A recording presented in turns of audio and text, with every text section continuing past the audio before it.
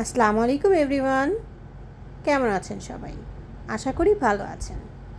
আজকে আমি আপনাদের জন্য নিয়ে এসেছি একটি অন্যরকম রেসিপি, যা খাবার টেবিলে থাকলে মাছ কিংবা মাংসের প্রয়োজন হবে না। এই রেসিপিটির নাম হচ্ছে মটর পনির, যা খুব সহজেই বানিয়ে ফেলতে পারেন। তো চলুন আর দেরি না করে দেখে আসি এটা বানাতে কি কি প্রয়োজন পড়ছে। প্রথমেই প্রয়োজন কটেজ পনির বা রান্নার পনির, 3 পিস টমেটো, রয়েছে কাঁচামরিচ স্বাদ মতো, আধা চামচ জিরা গুঁড়া, 7-8টি বাদাম কাঠ অথবা কাজু বাদাম, এখানে রয়েছে ক্রিম অথবা দুধের সর,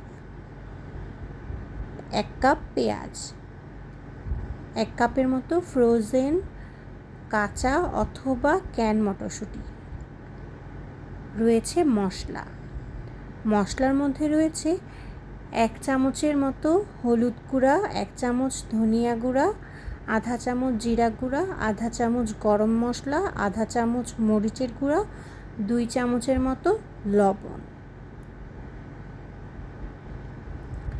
এখন রয়েছে আধা কাপ টক দই আর 2 চামচ আদা রসুন বাটা।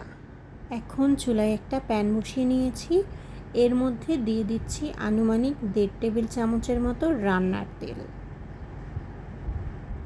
তেল গরম হয়ে গিয়েছে। এখন আমি এর ভিতরে দিয়ে দিচ্ছি টুকরো করে কেটে রাখা পনির। এগুলো দিয়ে মিডিয়াম টু লো হিটে ভেজে নিতে হবে। পনিরগুলো বাদামি করে ভাজা হয়ে গিয়েছে। এখন আমি একটা বাটির ভিতরে ঠান্ডা পানি দিয়ে তার ভিতরে পনিরগুলো তুলে রাখব, যাতে করে পনিরগুলো একদম নরম থাকে, না হলে শক্ত হয়ে যাবে। এখন আমি আগের তেলের ভিতরেই দিয়ে দিচ্ছি আস্ত জিরাগুলো দেওয়া হয়ে গেলে একটু ভালো করে ভেজে নেবেন, যাতে কাঁচা ভাব চলে যায়। এখন এর ভিতরে দিয়ে দিচ্ছি কাঁচামরিচ, দিয়ে দিচ্ছি কুচি করে রাখা পেঁয়াজ।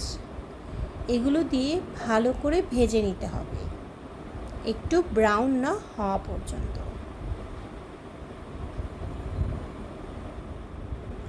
পেঁয়াজ মোটামুটি ভাজা হয়ে গিয়েছে। এখন আমি দিয়ে দিচ্ছি 2 চা চামচের মতো আদা রসুন বাটা। এগুলো দিয়ে ভালো করে নেড়ে চেড়ে ভেজে নিতে হবে, যাতে করে আদা রসুনের কাঁচা ভাবটা চলে যায়। আদা রসুন বাটাটা এবং পেঁয়াজ কুচি ভাজা হয়ে গেলে এর মধ্যে আমি দিয়ে দিচ্ছি মশলাগুলো দিয়ে ভালো করে নেড়ে চেড়ে ভেজে নিতে হবে, যাতে করে মশলার কাঁচা ভাবটা চলে যায়। মশলা ভাজা হয়ে গিয়েছে। এখন এর ভিতরে দিয়ে দিচ্ছি টক দইটা দিয়ে ভালো করে নেড়ে চেড়ে মিশিয়ে নিতে হবে, টক দইটা রান্না হওয়া পর্যন্ত। টক দই আর মশলাগুলো মোটামুটি রান্না হয়ে গিয়েছে।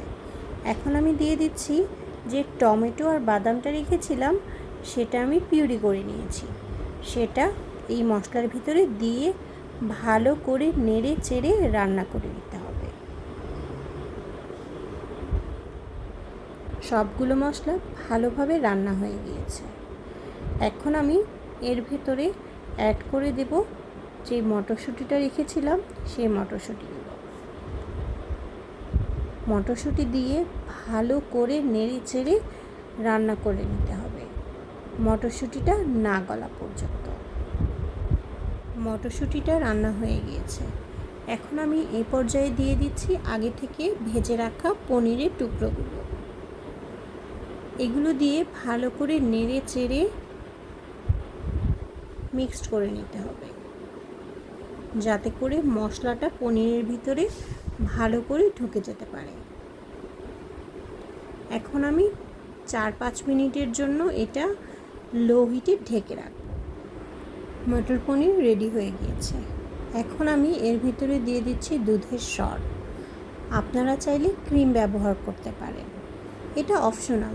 এটা দিলে টেস্টটা একটু ভালো আসে। দিয়ে একটু ঢেকে রাখবেন। তৈরি হয়ে গেল দারুণ মজাদার মটর পনিরের রেসিপিটি। আমার এই ভিডিওটি ফলো করে আপনারাও বাসায় বানিয়ে ফেলতে পারেন এই মজাদার রেসিপি। আর জানাতে ভুলবেন না কে কে আমার এই রেসিপিটি বাসায় ট্রাই করেছেন। আমার এই ভিডিওটি ভালো লাগলে অবশ্যই লাইক, কমেন্ট, শেয়ার করে আমার পাশে থাকবেন। তবে আজকে বিদায় নিচ্ছি, দেখা হবে নতুন কোনো রেসিপি নিয়ে। আল্লাহ হাফেজ।